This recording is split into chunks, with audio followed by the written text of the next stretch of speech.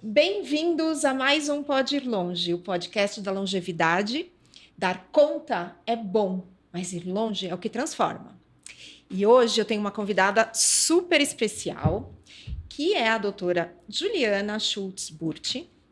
Ela é fisioterapeuta e profissional de educação física, docente e vice-coordenadora do curso de fisioterapia da PUC de São Paulo. Ela também tem uma clínica dela, que é a JS Bem-Estar e Treinamento, doutora em Psicologia Social pela PUC de São Paulo, mestre em Ciências da Saúde pela Unifesp e especialista em Fisiologia do Exercício e Medicina do Estilo de Vida. Ou seja, gente, hoje é um dia especial que a gente vai falar sobre assuntos bastante importantes e quebrar alguns mitos aqui, tá? Juliana, super bem-vinda. Obrigada por topar estar aqui com a gente. Obrigada a você, Márcia, pelo convite.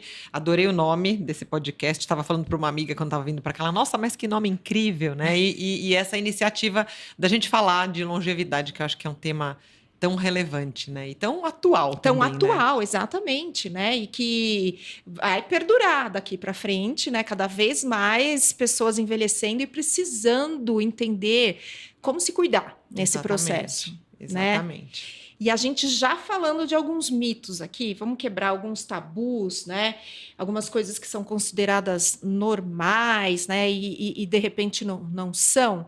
Como, por exemplo, muita gente chega aos 60 anos e acha que é normal perder urina, por exemplo, espirrei, né? Ri demais, e então perder urina faz parte, é normal.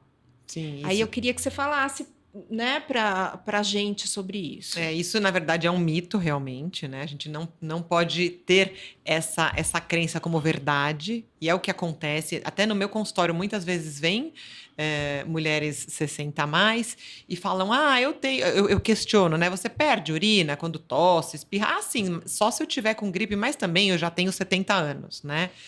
Como se isso fosse normal mesmo, né? Normalizando a perda de urina. O que acontece é que a gente tem, na verdade, uma prevalência maior com o processo de envelhecimento. Então, é mais comum a gente ter perda urinária no processo de envelhecimento, com pessoas mais velhas. Mas isso não quer dizer que seja normal. Então, é mais comum, a prevalência aumenta por conta das próprias alterações que a gente tem no trato urinário, na região do assoalho pélvico. Então, a gente vai tendo alterações que vão fazendo com que o corpo tenha mais probabilidade de ter, mas não é normal. E não sendo normal, se isso aparece, a gente tem que procurar ajuda. Isso. Porque tem como tratar. Né? Então, não é porque eu tenho 70 anos que eu vou tossir, espirrar e fazer xixi na calça e eu vou achar que isso faz tá tudo parte, bem. que tá tudo bem. Exatamente. Isso, né? E até, assim, tentar... eu vou usar aqueles absorventes e não sei o quê e tá tudo bem. Isso, né? Porque a tendência, eu imagino que se você não cuidar, não olhar para isso, é até piorar, né? Então, não é legal, né? Sim, a tendência é piorar. Então, assim, o que é bom, quando que é melhor a gente tratar? Quando essa incontinência tá leve. Então, quando é isso, como eu te falei dessa paciente que fala, eu tuço, quando eu tô resfriada, escapa. Mas fora isso, não escapa muito. Então, essa pessoa ainda tem uma incontinência que a gente considera de uma gravidade leve. Aquela pessoa que já está usando absorvente e que, olha, que eu acho que isso que é o pior, né? Que às vezes a pessoa normaliza e ela muda a rotina dela por conta da incontinência. Então, Sim. assim, ela deixa de viajar. Eu tenho paciente que fala, eu não pego mais voo muito longo porque é difícil, né? Sair, ter que pensar no absorvente que eu vou usar, ou se eu vou conseguir usar o banheiro do avião com facilidade. Ou mesmo viajar a longas distâncias, que a pessoa vai viajar, ela tem que pensar, será que tem um posto de gasolina na estrada? Já começa a gerar uma ansiedade ali, exatamente, né? Uma aflição. A vida começa a ficar diferente por conta desse controle. Sim. Né? Então, assim, quanto mais grave eu deixo ficar, mais difícil é de tratar. Principalmente do ponto de vista conservador, que é o que eu faço como fisioterapeuta. Né? Então, o nosso tratamento na fisioterapia é de reabilitar os músculos e de trazer uma nova função para esse trato urinário, sem uso de medicamentos, sem cirurgias. Quando a gente tem sucesso no tratamento, a fisioterapia, o nosso sucesso é maior quando a gente pega esse paciente com uma gravidade leve ou moderada. Pacientes que já têm uma incontinência muito grave, que já estão usando fralda ou muitos absorventes, ou que já têm ali uma questão anatômica muito alterada, aí a fisioterapia não vai ser o melhor tratamento, né? Então, assim, se está escapando xixi, por mais que você já tenha 70, 80 anos, vá procurar ajuda, porque quanto antes, melhor. Sim, né? sim. E quais são os primeiros sinais de que essa musculatura pélvica aí está enfraquecida, precisa de atenção? Antes mesmo de chegar à incontinência, dá para saber isso, ter sinais disso? Na verdade, assim, as pessoas começam a perceber muito quando já estão com essa perda menor, né? Então, às vezes, a perda vem em situações extremas. Então, tem mulheres que perdem, por exemplo, quando estão na academia. Falam, olha, eu faço aula de ginástica inteira, pilates, mas aí eu vou lá no trampolim e eu percebo que a minha calcinha molhou. Então, assim, depois de muito esforço, com o corpo já cansado, ela percebe que tem ali uma pequena perda, tá? Então, percebeu que a calcinha está úmida, mesmo em grandes esforços? Porque às vezes ela fala, mas é só no trampolim. Mas tudo bem, não era para perder urina nem no trampolim, né? Um assoalho pélvico competente Já está aí um sinal. já está aí um sinal. Então, isso é uma coisa, não perder em nenhuma situação, não ter escape. Outra coisa, porque a gente tem vários tipos de incontinência urinária. Então, tem a incontinência de esforço, que é essa que eu estou falando. Quando eu tuço, quando eu espirro, quando eu estou num trampolim. Porque o que acontece? Durante o esforço, eu aumento a pressão na minha barriga. E se tem xixi na minha bexiga, essa pressão ela é transmitida para a bexiga e os músculos do assoalho pélvico que estão ali para proteger, eles não dão conta e aí escapa. Por isso que é incontinência de esforço. A gente tem incontinência de urgência. Qual que é essa? A pessoa, você deve ter alguma amiga que que você sabe que é aquela que vai no banheiro toda hora, né? Que tem uma vontade, por que é de urgência? A pessoa tem uma sensação de querer ir no banheiro que vem repentinamente e com muita urgência, que a pessoa não consegue segurar.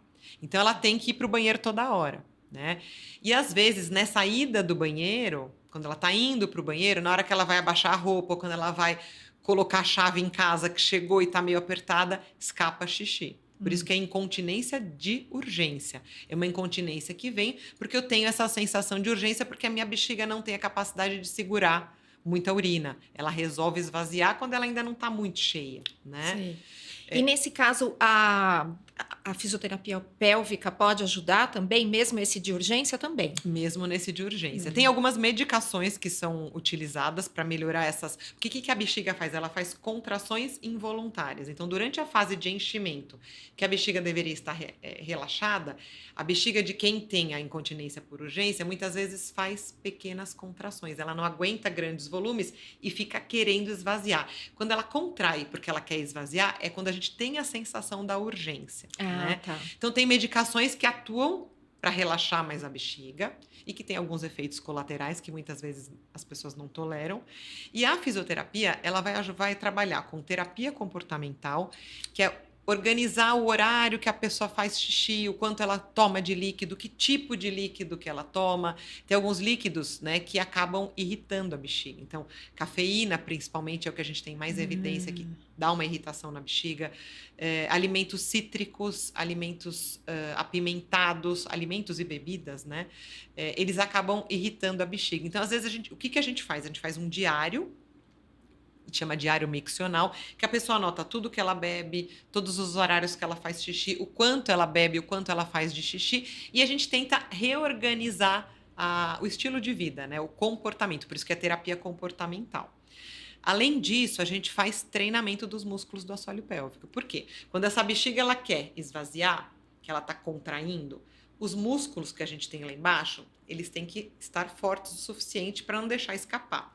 Quando a gente treina esses músculos, a gente também consegue trabalhar o relaxamento da bexiga. Tá? Então, na hora que ela tem uma vontade urgente de fazer xixi, que a bexiga começa a contrair, se a pessoa contrai os músculos do assoalho pélvico, essa contração faz com que a bexiga acalme.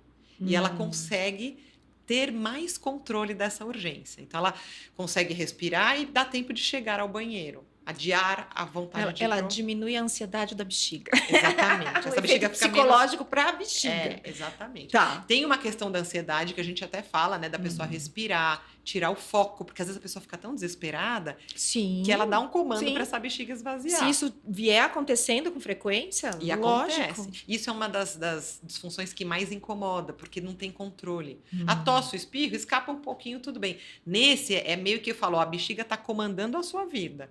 E a gente tem que inverter esse comando. Você tem que Uma voltar a ter reeducação. controle. Exatamente. Nossa. Além disso, além dos exercícios da terapia comportamental, a gente também tem o recurso da eletroestimulação. Então, a gente usa correntes elétricas que fazem com que os nervos que comandam essa bexiga sejam neuromodulados. A gente faz uma neuromodulação. A gente muda esse comando para a bexiga e ela acaba ficando mais relaxada, com menos sensação de urgência. E essa eletroestimulação, antigamente a gente fazia com eletrodos que iam dentro da vagina ou intranal, se fosse o caso de um paciente masculino. Hoje em dia não precisa, a gente faz com eletrodos no pé, porque tem um nervo no pé que chama nervo tibial, que tem uma comunicação com a região sacral da medula, que é onde a gente tem o controle da bexiga. Olha isso. Então a gente consegue, com uma estimulação super tranquila, super fácil, sem efeito colateral, melhorar a capacidade da bexiga. Então, eletroestimulação, exercício para o assoalho pélvico e terapia comportamental quando a bexiga é hiperativa. Né? Nossa. Então, e quando é incontinência de esforço, que é essa que tosse e espirra, é treino dos músculos, é musculação para a musculatura do assoalho pélvico. Porque é uma musculatura que não está dando conta de reagir quando tem um determinado esforço.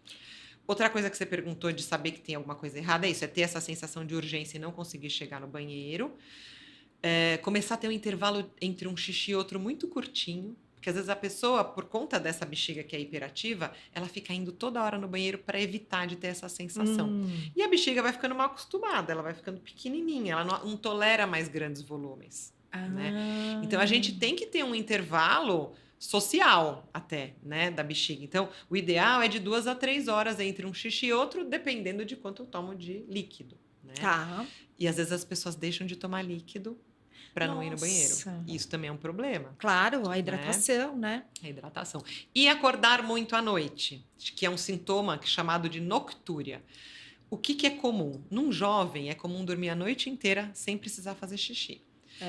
Num idoso, a gente já considera um despertar noturno por conta da bexiga normal. Então, acordar uma vez no meio da noite é normal, por quê? Porque o trato urinário do idoso vai mudando. A bexiga não tem uma capacidade mais tão grande quanto era quando era jovem. Então, acordar uma vez. Mas tem gente que acorda 5 vezes por noite. E aí, isso impacta na qualidade de vida, no sono. Na qualidade do sono.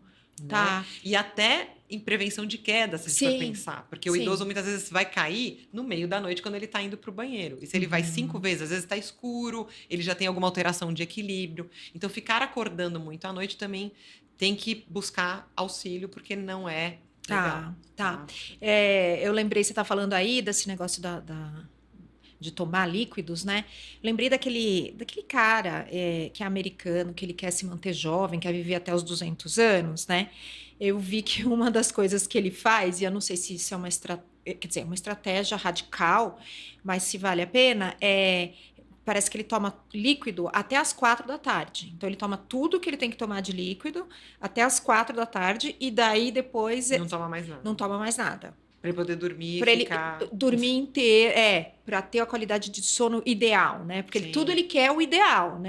Mas também vira um robô, né? Sim. Mas, então, concentrar mais líquido durante o dia e diminuindo ao final do dia também pode ser uma estratégia boa. O que a gente recomenda? Nesse diário que a gente faz, a gente avalia o horário que a pessoa dorme. Porque às vezes você dorme às 9, o outro dorme à meia-noite, né? Sim. Então, o que a gente pede para o paciente fazer, ou para a paciente fazer?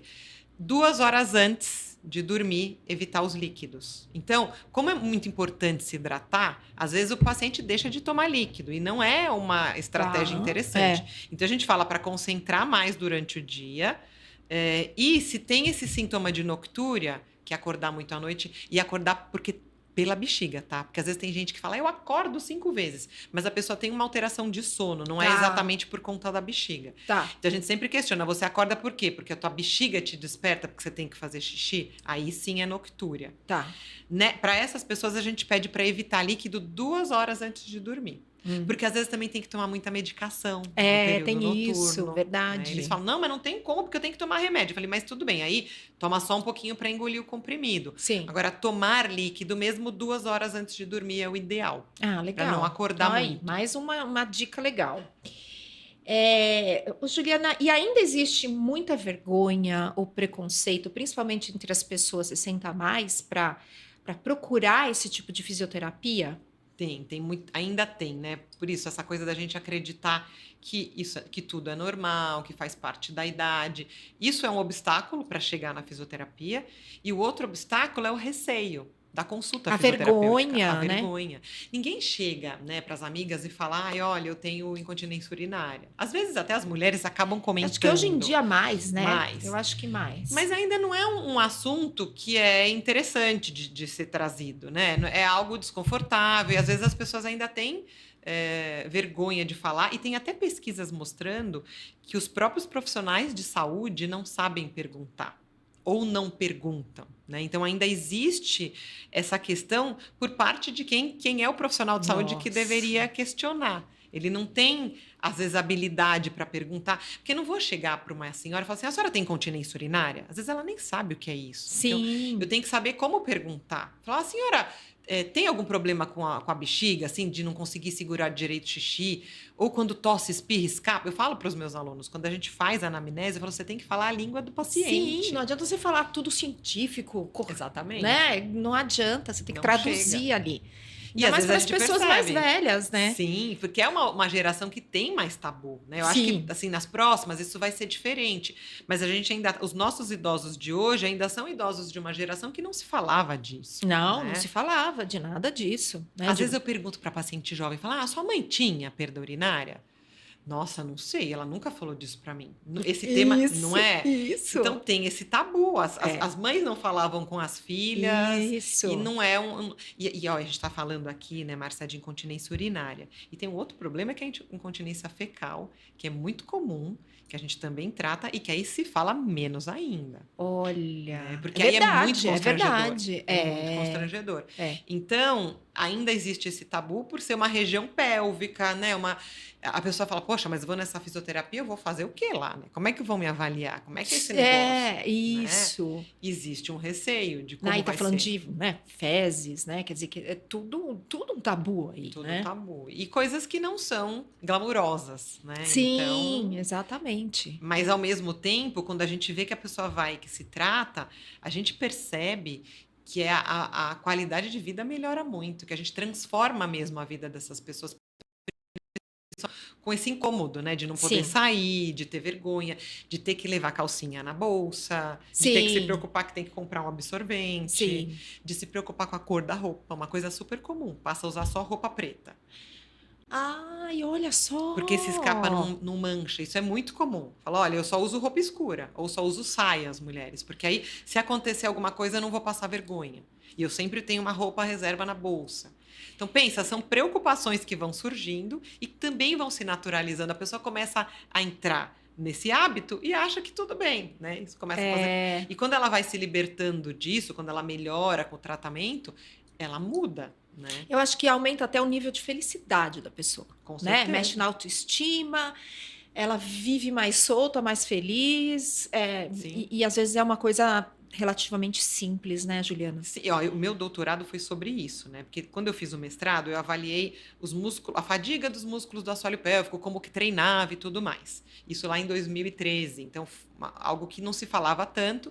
E quando eu fiz o doutorado, 2018, a gente já sabia que era importante exercitar os músculos, que os músculos se fortaleciam, melhoravam resistência, flexibilidade, e que a gente tinha que treinar. E o que eu percebia no meu consultório era isso, né? Tanto do ponto de vista das mulheres que eu fazia a reabilitação, e eu tenho grupos de ginástica também feminina que eu uso essa reabilitação pélvica. Eu falava, gente, além de ter essa melhora, elas ficam diferentes, elas ficam mais felizes, elas aparecem com um batonzinho novo, pinta de novo o cabelo, começa a sair mais, começa a ter vontade de fazer uma dieta. Então eu falava, tem uma mudança comportamental, que é isso que você trouxe da felicidade. Aí eu avaliei isso, comportamento.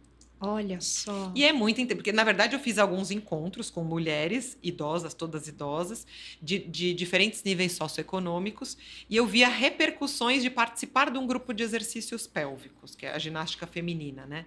E aí a gente teve muita repercussão de autoestima, de melhora, de falar, nossa, agora eu estou conseguindo controlar, algo que eu achei que eu nunca ia conseguir controlar, né? Porque essa coisa de perder xixi, você perder controle do seu próprio corpo. A partir do momento que você volta a ter esse controle, você tem mais autonomia, você tem mais autoestima, Sim, autoconfiança. um empoderamento de novo, Isso, né? Isso. De controlar o próprio corpo. Sim, né? e acho que deve resvalar até na atividade sexual, não? Totalmente. Né? Totalmente. Porque isso deve ser um receio também. Sim. Né? Sim. Durante uma atividade sexual, uma relação sexual, sim. de você perder a urina, por exemplo. Elas falam, né? Porque o que acontece? Se tem uma fraqueza dessa musculatura do assoalho pélvico, o que esses músculos fazem? Eles sustentam as vísceras no lugar. Então, assim, a bexiga, o útero e o intestino, no caso das mulheres, né? E que são as que têm mais alterações pélvicas. Se esses músculos estão fracos, além da perda urinária ou perda fecal, eu posso ter também a queda dos órgãos, os prolapsos. Então, a bexiga caída. Lembro dessa história. Né? Você sabe que na família do lado do meu pai, né? Eu me lembro, eu era pequena, e principalmente as tias que tiveram muitos filhos, né? Sim. E aí tinha essa história de... Ai, caiu... Eu me lembro, eu era pequena, não entendia direito. Como é que cai, Caiu né? tudo, não sei o quê. A bexiga caiu e tal. Eu ficava, nossa, achava que aquilo era um mistério. E aí elas tinham que fazer cirurgia. Eu lembro disso. Sim, sim. Ainda hoje, né? Porque assim, dependendo de quanto cai, a gente tem graus de prolapso. O quanto que esse órgão tá para baixo de onde ele deveria, né? Então, o grau 1 é quando ele baixa só um pouquinho. Sim. O grau 2, ele já tá quase lá na beirinha. Do 3 para o 4, o órgão fica para fora, realmente. Aí é só cirúrgico. A fisioterapia, os exercícios pélvicos, a gente melhora. Não que a gente suba a bexiga, né? Mas Sim. a gente fortalece essa rede de músculos que estão lá embaixo e não deixa esse prolapso piorar. Tá. Então, grau 1, grau 2 é super importante fazer. Né? Tá. Então a gente tem toda essa importância que quando eu fiz esses grupos de exercícios do doutorado, eu dava aula também para elas do que é o corpo. Então era um método teórico prático que a gente explicava, levava modelos anatômicos, contava como funcionava e praticava os exercícios. Então elas ficaram muito felizes, né? E aí tem essa questão da fraqueza que elas começaram a falar. No terceiro encontro, começava a vir, que elas já tinham mais vínculo comigo, que é isso que você falou do tabu. Primeiro dia fica todo mundo quieto, só te olhando, né? Depois elas te conhecem, fazem os exercícios, começam a criar vínculo. No terceiro, quarto encontro, começavam a vir as questões de sexualidade, né? Olha, eu sinto que, como eu tive muitos filhos, muitos partos, a minha vagina tá meio frouxa, elas falam, né? Eu sinto que tá... Eles falam assim, né? E às vezes tenho medo de perder xixi quando eu tô tendo relação sexual, ou até tem muitas mulheres que falam dos flatos vaginais. Como a vagina tá mais frouxa mesmo, mais flácida, na hora que tem a penetração entra ar. E aí sai com barulho mesmo, por isso que a gente chama de flatos vaginais. E elas se incomodam, tem muitas mulheres que vêm com essas queixas no consultório. Sim. De fraqueza, de dificuldade de percepção do pênis. De vergonha, né? De vergonha. De evitar ter relação por conta de ou perder urina ou fazer barulho. Ah, tá. Ou o marido perceber que já não tem tanta força de contração mesmo, né? Então isso é muito comum acontecer. E aí quando faz, e aí elas traziam isso, e quando começa a fazer um trabalho corporal que foca nesses músculos e começa a perceber que esses músculos respondem e começa a sentir melhora, tanto do ponto de vista urinário como na sexualidade, elas melhoram muito a autoestima, né? Nossa, a gente então, tinha que falar muito sobre isso. Muito, porque não se fala. Não. Realmente não se fala. Não. E é né? eu amo trabalhar com essas mulheres porque assim eu vejo no meu dia a dia o bem que esses exercícios fazem para elas. E quando começa, elas não largam mais, porque e aí a gente trabalha o corpo todo, né? Por isso que é ginástica feminina. Então, pensando em todos os aspectos da mulher que envelhece, não é só o assoalho pélvico, é perda de massa óssea, perda de massa muscular, perda de força nas pernas. Então a gente faz exercícios que trabalham o corpo inteiro com carga, mas pensando na região pélvica, que poucas pessoas fazem. Né? A gente sabe que a musculação é muito boa, maravilhosa. Pilates, tudo. Qualquer exercício que a pessoa resolva fazer vai ser bom. Mas as mulheres, principalmente, não podem deixar de lembrar que elas têm que incluir o assoalho pélvico na rotina de exercício delas, né? Quando elas estão envelhecendo, principalmente. Então, Né?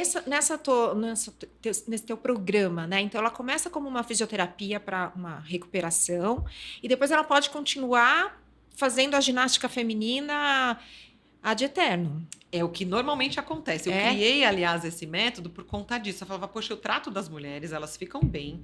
E aí eu falo, as perguntas, eu vou ter que fazer isso pro resto da vida? Você não faz musculação, alguma atividade física? Sim. E não vai ter que fazer pro resto da vida? É a mesma coisa. Eu falei, é músculo, é musculatura esquelética, assim como o quadríceps, o bíceps. Então, a gente vai ter que continuar trabalhando esses músculos sempre. E aí eu falei, poxa, mas ficar só fazendo pélvico... Lógico que a gente começa sempre deitado, porque é sem carga, depois faz sentado, depois faz com movimentos associados. Mas se eu conseguir inserir isso numa ginástica, eu já resolvo várias coisas ao mesmo tempo. Sim. E aí eu criei esse método E que tem tudo a ver com a tua área de atuação, que é a fisioterapia. Quer dizer, não é nada Exatamente. fora, né, Não, do padrão. nada fora, Muito legal. nada fora. E aí eu uso muito para isso. Eu dei alta e eu falo, ó, se você quiser, você gosta de pilates? Eu sempre pergunto, o que você gosta de fazer, né? Ah, eu gosto de pilates, eu gosto de dança. E eu procuro sempre adaptar a reabilitação pélvica à prática que a pessoa tem no dia a dia. Sim. Mas eu ofereço a ginástica. Eu falo, você não quer vir aqui? Eu não tô com muitas vagas lá, porque eu falei, olha, era um negócio que era bacana, né? Então, assim, mas eu tenho grupos de mulheres que estão comigo há muitos anos. Há muitos anos. Olha que legal. Porque daí. E tem mulheres que vêm que não têm queixa pélvica, assim, de incontinência grave, percebe que tá com um pouco de fraqueza, tem essas queixas mais sexuais, de dificuldade de percepção, sente que tá mais fraco.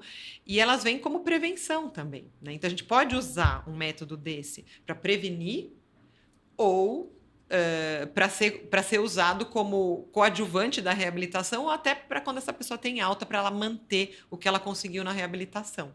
Então, eu sou apaixonada, eu adoro. Que legal. E homens, a procura deve ser bem menor, né? Bem menor, mas a gente tem, por exemplo, homens que vão, falando do público seu, né, do podcast, os 60 a mais, e até antes, hoje em dia, né? Muitas vezes eles vêm para fisioterapia depois de cirurgia de próstata. É o nosso público maior. Tá? Porque durante a cirurgia da próstata pode ter uma lesão ali da região esfincteriana e ele vai ter incontinência. Não são todos que têm, mas muitos têm. Né, pós-prostatectomia. Aí ele vai precisar reabilitar esses músculos. A gente sabe que quem faz fisioterapia, e hoje em dia tem até alguns trabalhos mostrando que fazer a fisioterapia pré-cirurgia já prepara esses músculos e ensina esses homens como recrutar esses músculos adequadamente. Aí ele faz a cirurgia, no pós ele já sabe como se reabilitar, fica mais fácil. Tá? Muito legal. E acelera o processo de reabilitação. Então, é super indicado. E eu tenho, né, falando da ginástica, eu chamei de ginástica feminina quando eu fiz o meu doutorado, porque meu público eram as mulheres. Hoje em dia, eu tenho um grupo que eu dou aula lá para a PUC, né, no curso de fisioterapia, e eu tenho supervisão de estágio, e eu faço uma supervisão no NCI, um núcleo de convivência de idosos. E a gente promove muitas atividades com os idosos lá da região. E eu incluí a ginástica pélvica como uma das atividades para esses idosos, às segundas-feiras. E aí, a ideia sempre foi me basear na ginástica feminina, até para os meus alunos também começarem a trabalhar com isso, né? Só que começou a vir homem. Então, hoje em dia, não chama mais ginástica feminina, lá é ginástica pélvica. Legal. E tem vários homens que vão. Tem alguns que tiveram cirurgia de próstata, né? E acham que isso é importante. Mas tem uns que vão porque a gente trabalha equilíbrio, força e sempre com o estímulo pélvico. Não, junto. e o grupo, né? E a socialização entre eles falam, vamos. O grupo é muito bom. Que bacana. E vive cheio, eles não faltam. E é segunda-feira, 8 da manhã, às vezes está chovendo, os alunos falam, ih, hoje não vem ninguém. Eu falei, não, eles vêm. E eles vão. Olha, Lá no NCI eles vão, eles não faltam, eles participam de tudo. Porque que o idoso graça. é engajado, porque É. tem essa questão do grupo, da Sim, convivência, sim. dos exercícios que Ele eles quer sentem ter que uma faz bem. rotina, ele quer ter atividades, né? Ele quer preencher os dias dele, né? Quer, Então, isso é muito exatamente. bacana. E na pandemia, você sabe que a gente estava lá já antes. Esse NCI ele foi criado depois do meu doutorado, porque eu fiz as coletas de dados com a Universidade Aberta da Maturidade da PUC. Então, lá tinha Que é bastante super popular, gente, é super. super. É. Mas é lá em Perdizes, então eu peguei um público de um nível socioeconômico mais alto. Sim. Eu falei, será que se eu aplicar esse método numa região mais periférica, que tem um outro nível socioeconômico, a recepção vai ser a mesma, o entendimento vai ser o mesmo? Aí eu fiz lá, nessa região que a gente tem o NCI hoje em dia, que é na zona sul de São Paulo, mais periférica.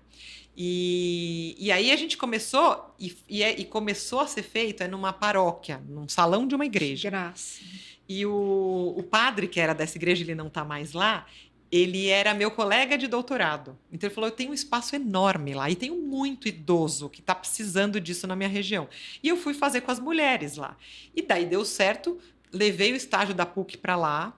E a gente está lá até hoje, e hoje é um NCI. Então, além da PUC, tem atividades manuais, trabalho manual, tem dança, tem pilates, tem Que bacana. alfabetização. Você vê, uma coisa puxou a outra. E daí comprovou também que também na periferia, com Também. público de um nível socioeconômico mais baixo, também adere, também Adere. E eles tinham o que eu vi entende. de diferença é que eles tinham menos conhecimento em relação ao assoalho pélvico. Sim. No grupo da Até periferia. o nome, né, deve ser, né? Isso, é um nome que, assim, para eles não existia. E depois das aulas, elas. Não, eu falo para os meus alunos que vão lá, porque eles estão comigo há muitos anos. E falo: ó, os idosos daqui são muito melhores que vocês no assoalho pélvico. Então, vocês tratem de fazer exercícios muito bons, porque elas são exigentes, eles e elas, né? E são mesmo, porque eles têm um conhecimento corporal ali de muitos anos que é super importante, né? Lógico, tem idosos novos que chegam, que vão aderindo, mas eu tenho gente que está comigo desde o doutorado lá. E elas são, eu falo, vocês são profissionais do assoalho pélvico. Que graça. É muito legal. Que bacana. Agora vamos mudar para um outro tópico também mito, né? Que é falar da menopausa, né? E essa queda hormonal, se isso afeta o assoalho pélvico. E aqui eu entro, é bem tabu, né? Porque até teve um outro episódio que a gente teve uma outra convidada, e eu estava falando assim, que quando eu entrei na perimenopausa e tudo, comecei a ter uns sintomas, umas coisas assim, inexplicadas, esquisitas, não tinha me tocado ainda, né? Que era perimenopausa. Eu fui tentar lembrar se a minha mãe tinha essas coisas, se ela falava.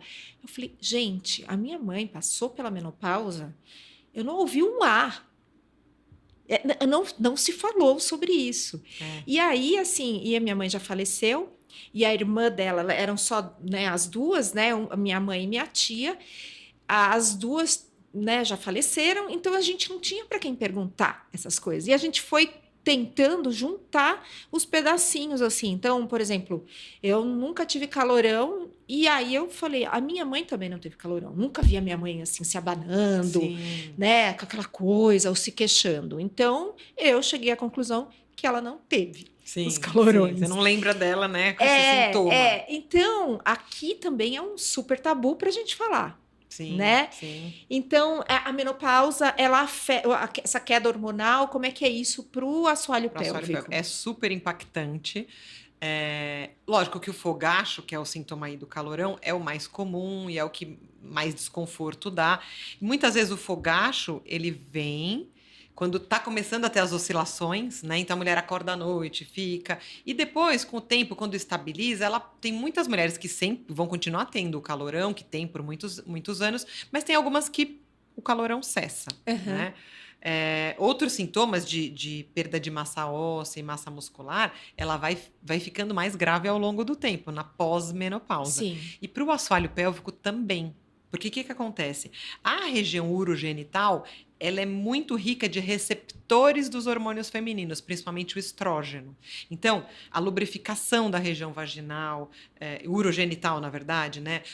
A circulação local. Quando eu altero a circulação local, quando eu diminuo a vascularização, diminuo a lubrificação, eu altero a microbiota.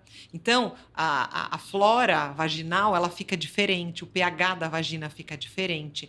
O que acontece? Eu vou ter uma região urogenital que ela é mais ressecada, ela é mais rígida, então o tecido perde a flexibilidade, a elasticidade. Então, eu perco lubrificação, perco elasticidade, mudo o pH, né? E perco força, porque assim como eu perco o músculo do corpo, eu vou perder musculatura do assoalho pélvico também. Então, a gente tem o que a gente chama de síndrome geniturinária da menopausa, que é essas alterações que acontecem histologicamente no tecido por conta da diminuição do hormônio, do estrógeno principalmente, né? Porque como eu sou rica de receptores de estrógeno nessa região, eles passam a não receber mais esse hormônio. Então, eles vão ficando silentes ali e o tecido vai se alterando. E aí, o que a mulher tem de sintoma? Dificuldade de ter relação, porque se está mais seco, dói. Sim. Muitas vezes machuca. Sim. Sangra, fica com fissura. Então, fica aquela relação que às vezes dói, arde, pode sangrar. O tecido mais rígido fica mais difícil de fazer penetração, porque não tem flexibilidade. E um tecido mais fraco, né? Então, às vezes ela vai perder essa sensação do orgasmo, da percepção da penetração. E também os sintomas urinários. Maior chance de ter incontinência urinária, porque os músculos estão fracos, está menos vascularizada, a uretra também, toda a região, e infecções de repetição, por conta dessa alteração da microbiota. As candidíases. Exatamente. A candidíase e a própria infecção bacteriana também mais recorrente. Então, é muito comum, e o que acontece? Diferente do fogacho, que pode passar, a síndrome geniturinária, eu vou ficar sem esse hormônio ao longo do tempo. Então, ela tende a piorar no pós-menopausa ao longo do tempo, se essa mulher não trata. E é o que você falou. Sua mãe, provavelmente, ninguém perguntou para ela, ela não fez nenhum tratamento. Às vezes pode ser que ela tivesse dificuldade de ter relação e nem falava com ninguém. Ela normalizava. Bom, tô velha, não vou mais transar, porque dói e faz parte. E tudo bem, né? Ou tenho incontinência urinária, é normal, como a gente falou no começo. Ou ter mais infecções, vou tomar mais antibiótico, vou usar mais pomada. E ninguém pensava, né? E também tem a questão dos hormônios antigamente, que não eram os hormônios que a gente tem. A terapia de reposição hormonal é muito diferente atualmente, né? Então, na época delas não tinha, né? A minha mãe também não tratou. Mas também não falava sobre isso. Isso, né? Exatamente. E os médicos provavelmente também não questionavam muito sobre isso. Entrou na menopausa, faz parte da vida, se vira aí com seus sintomas, né? E aí a gente sabe que essa síndrome, ela incomoda muito e que dá para tratar. Sim. Né? Do ponto de vista médico, hoje em dia a gente já sabe que a terapia de reposição hormonal é fantástica, muito indicada. Exatamente. E segura, né? Segura. Quando bem, né, bem direcionada e tudo. Quando não tem uma contraindicação. Exatamente. E às vezes, mesmo que ela não possa fazer um uso de um gel sistêmico, ela pode, de repente, usar um gel local, vaginal. Às vezes tem mulheres, mesmo mulheres que já tiveram câncer, dependendo da conversa que você tem com o médico de custo-benefício, tem médicos hoje em dia que já usam o hormônio intravaginal numa dose pequena que vai melhorar a condição. Ou não, eu tenho pacientes que não usam nada e aí tem que fazer muita fisioterapia pélvica, tem os lasers, tem os laser íntimos agora, né? Que várias ginecologistas estão fazendo, vários, né? Ginecologistas já estão fazendo. A radiofrequência que ajuda bastante, o treinamento dos músculos do assoalho pélvico. Eu trabalho massagem perineal, então esse músculo está rígido, ele vai perdendo elasticidade, ele vai ficando tenso. Muitas vezes eu não consigo avaliar essas mulheres. Vou fazer o toque e não consigo, porque vai atrofiando.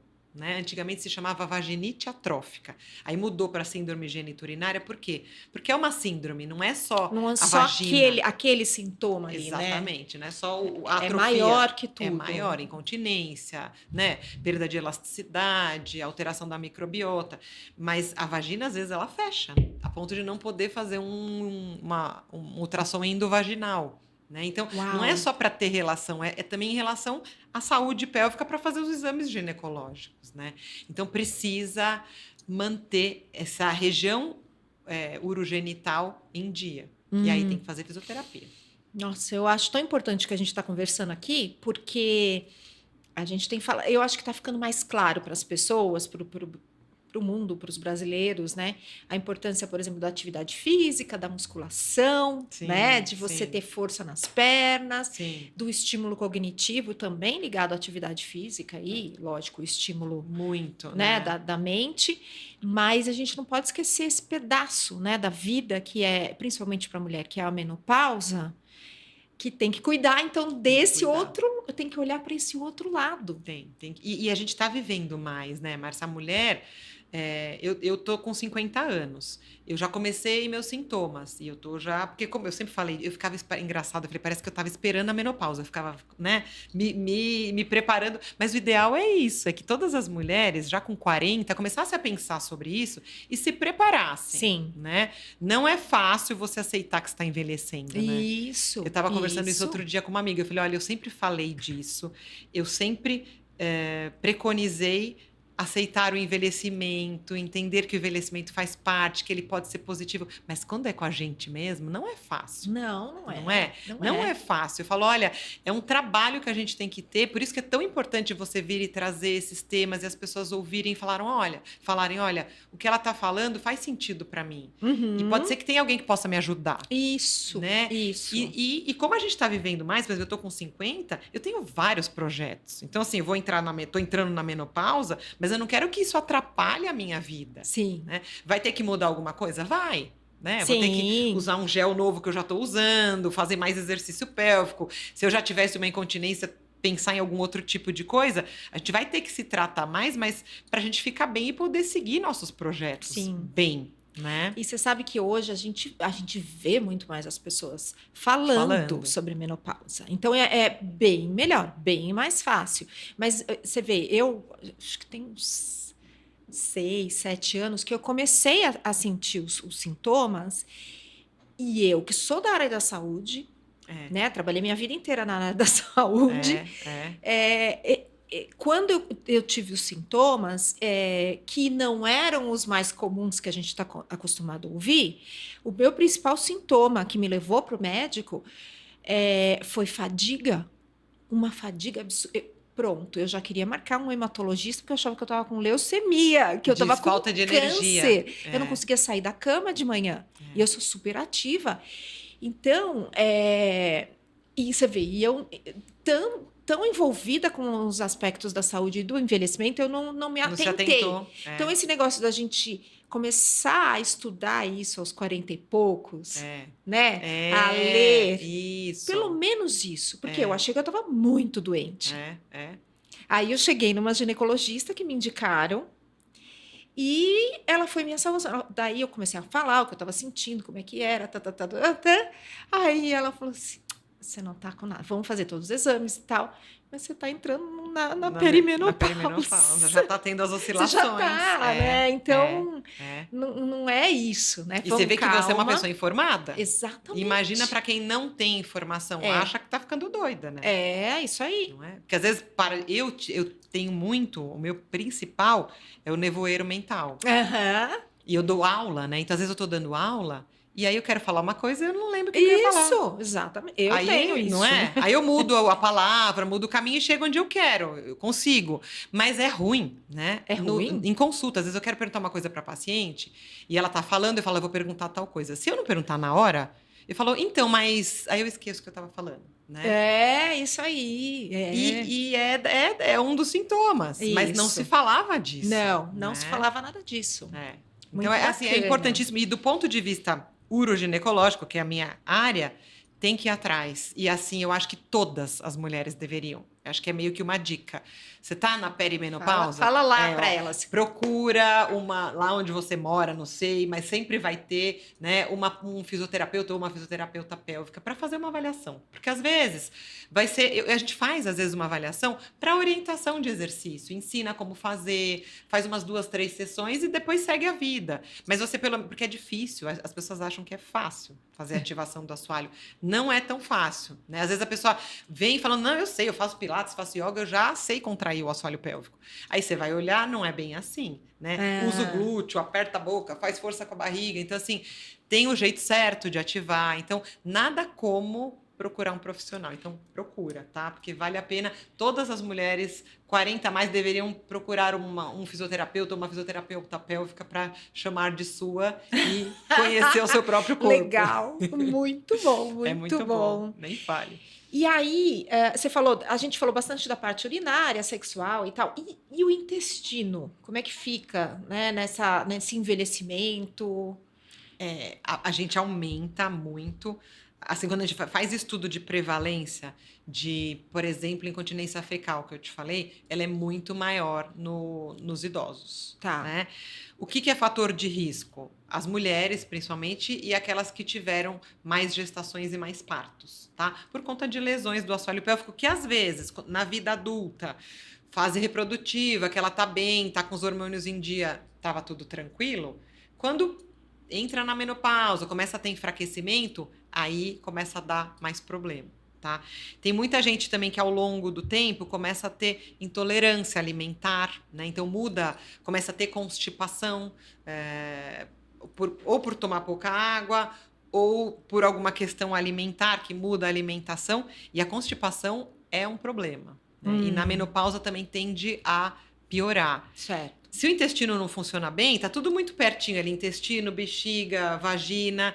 Às vezes isso um compromete o outro, né? Quando eu faço uma avaliação pélvica, eu pergunto de tudo isso, da sexualidade, do intestino, da bexiga, e eu acabo tratando tudo. Às vezes a pessoa vem por uma questão sexual, e aí eu também vou perguntar, ela tem constipação? Porque assim, pensa, quem tem dor para ter relação? Né? No caso de uma mulher pós-menopausa, tá com estrógeno baixo, não fez reposição, tá com a síndrome geniturinária. Tem dor para ter relação. Esse músculo vai ficando tenso. Toda a musculatura pélvica vai ficando mais rígida. Então, além de eu ter força e resistência desses músculos, eles também têm que ser flexíveis para poder esvaziar totalmente a minha bexiga, esvaziar totalmente o meu reto, né? Eu evacuar tudo que eu preciso e para eu relaxar para conseguir ter uma penetração. Então, estou falando das 3 questões que eu preciso de flexibilidade desses tecidos. E, às vezes, por conta dessas alterações, esse assoalho pélvico ele também pode estar rígido demais. E aí, em vez de a gente ficar fazendo treino de força, às vezes até precisa, às vezes ele é rígido e ele é fraco. Mas a gente não pensa só na força e na resistência, às vezes a gente precisa trabalhar o relaxamento desses músculos. Tá. Orientar postura adequada de evacuação. Se tiver tenso, massagem, terapia manual na região perineal.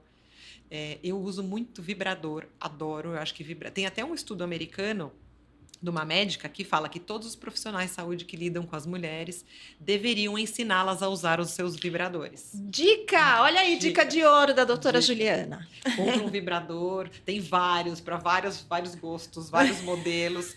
Vibrador é vida, é muito bom. Para muitas questões, tanto para a questão de você descobrir seu próprio prazer, né? Então, aqueles que têm estímulo, às vezes a pessoa não quer um de penetração, pode usar um para a região clitoriana, porque tem mulher que nunca teve orgasmo, que não sabe qual é a região do corpo que dá prazer, que não, né? Não, e tinha todos esses tabus, essas vergonhas, esses não podes, né? Tem tudo isso. Sim, não era comum você falar, né? Tua mãe não falava, olha, eu vou comprar um vibrador. Imagina. Né? E eu tenho paciente que a filha comprou para a mãe, uma mãe mais velha, e a mãe contou que foi lá no meu consultório e que eu falei do vibrador e a filha foi lá e comprou. Né? Ou porque também elas não querem entrar no site do sex shop, eu tenho vergonha, e alguém compra para elas. Então, isso tá mudando também. Sim. E elas gostam, viu? Olha que legal. Porque você exercita e relaxa também essa região, né? Então, independente do tipo de vibrador que você vai usar. Mas a gente trabalha muito essa questão da terapia manual, e a Uhum. gente tem que entender que esse intestino está funcionando bem, e muitas vezes vai ter que trabalhar com uma nutricionista, um nutricionista em conjunto, Tá. né? Porque senão, se tem uma alteração ali alimentar, de intolerância, isso vai impactar ali, porque eu estou na parte final ali, né? Sim. De ou o intestino preso ou solto demais, então às vezes perde fezes porque está com uma alteração na consistência fecal. E aí tem que mexer na alimentação, que é Ah, comum também piorar no pós-menopausa, tá. E isso acho que para homens e mulheres homens também, e né? mulheres. Não na... As mulheres acabam sofrendo mais, né, Sempre, com a né? constipação. Sempre. É.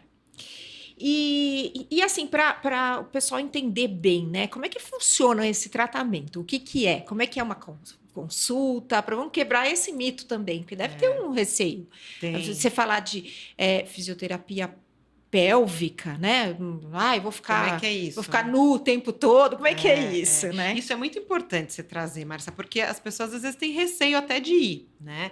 Então, como é que funciona? No primeiro dia, quando a pessoa chega, a gente vai fazer uma anamnese. Às vezes, se eu percebo que a pessoa é muito tímida ou não está à vontade, eu vou só conversar. Vou perguntar de todos esses sintomas, da parte da sexualidade, do sono, da rotina, da urina, do intestino, tudo, né?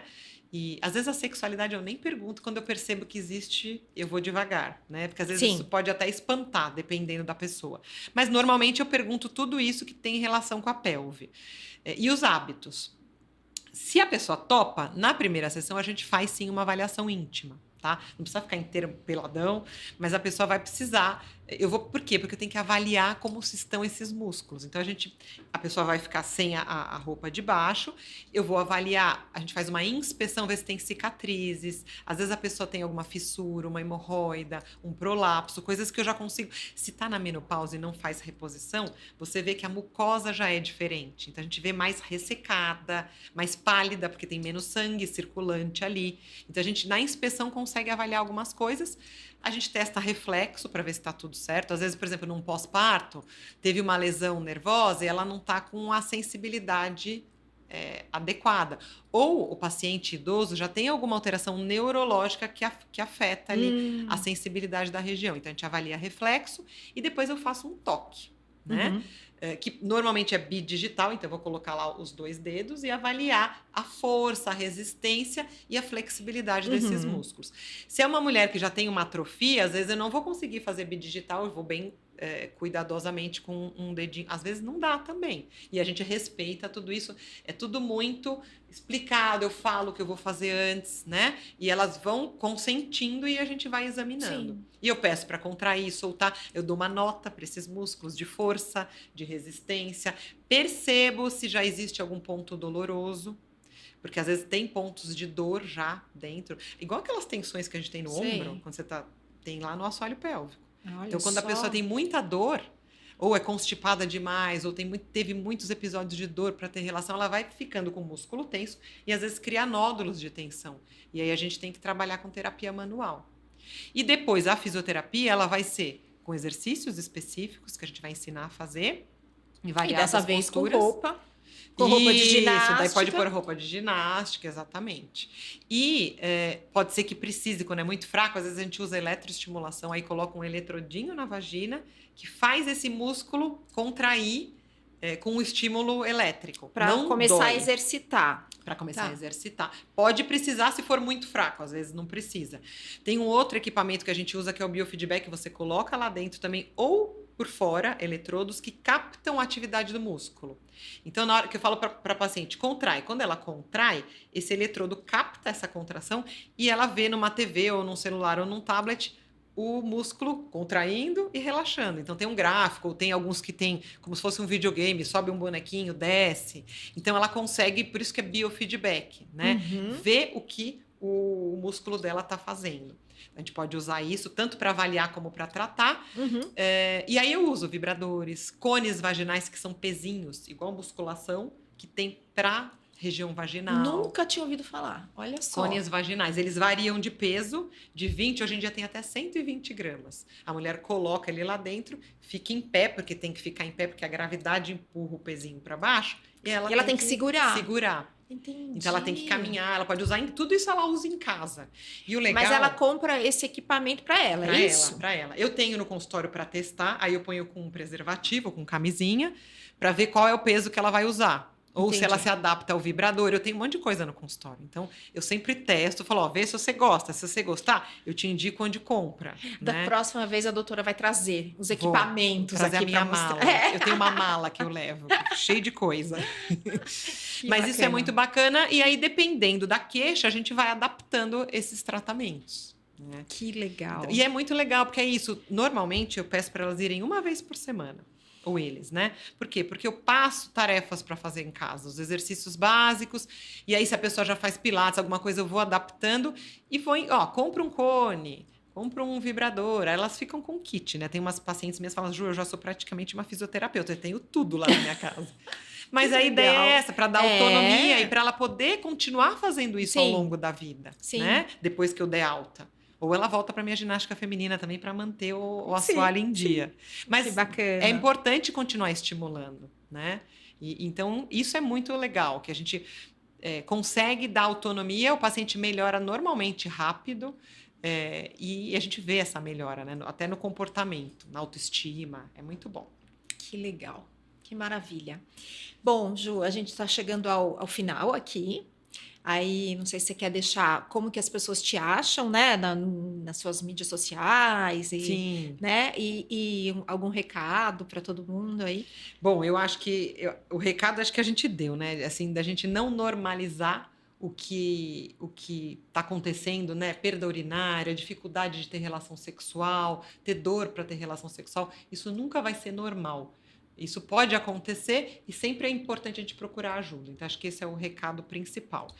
E eu tenho um Instagram que eu posto... Eu não sou daquelas mega... né? Mas, blogueirinha, não é? Não. Mas eu procuro trazer coisas divertidas e muitas delas voltadas a essa área, né? O meu Instagram é @Juschulze, que é o meu sobrenome, Juschulze. Então, é a rede social que eu tô mais ativa. Se tiverem dúvidas, normalmente tem gente que me manda dúvida por lá mesmo, manda mensagem direta, né? Aí se precisar também eu mando as informações. Eu dou aula na PUC, a gente tem às vezes a gente faz cursos lá de extensão na PUC, então é legal ficar de olho lá nas redes da universidade. E meu consultório que fica na Zona Sul de São Paulo, se alguém quiser, procura pelo Instagram que eu passo os contatos. E se alguém que não é de São Paulo, é de fora, precisa, muitas vezes me manda mensagem e eu acabo indicando pessoas que eu conheço, que eu confio, em vários lugares, né? Do Brasil e de São Paulo. Porque São Paulo, por exemplo, você mora na Zona Sul, você não vai fazer fisioterapia na Zona Norte, né? Isso, então, aqui é complicado, né? É isso aí. Então, a gente acaba indicando as pessoas de confiança. E sempre tem, hoje em dia tem mais gente, né? Então, é importante procurar. Bacana. Super obrigada pela tua presença. Obrigada a você. Foi um papo delicioso. Eu espero que todo mundo tenha gostado e acho que sim, que vai gostar bastante. E a gente quer que você volte mais vezes com a malinha e tudo. Vamos, a próxima a gente faz com os kits aqui, né? Os apetrechos. Isso. Obrigada, eu adorei participar. Que bom, Obrigada. que bom. Gente, então a gente termina mais um Pode Ir Longe. E em breve a gente traz mais novidades para vocês.